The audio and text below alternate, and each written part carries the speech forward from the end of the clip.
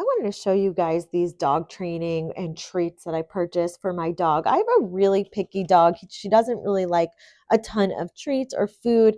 Sit. And I've been using these to help train her. She loves them. They're really soft. I think that's a part of why she likes them so much. So like you can almost break them apart. You get a ton in the bag. So I think it's like a really good value. There's a lot in here. I've been using them for a little while.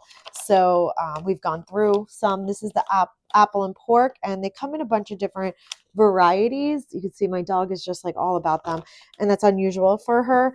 Definitely give these a try if you're looking for a treat or a new like dog training. Um, Here, I want to show you the size a little bit better. You can see like it's bigger than my thumbnail, but it's easy to like put in your pocket. Come here. Definitely give these a try if you're looking for a new dog treat or training tool.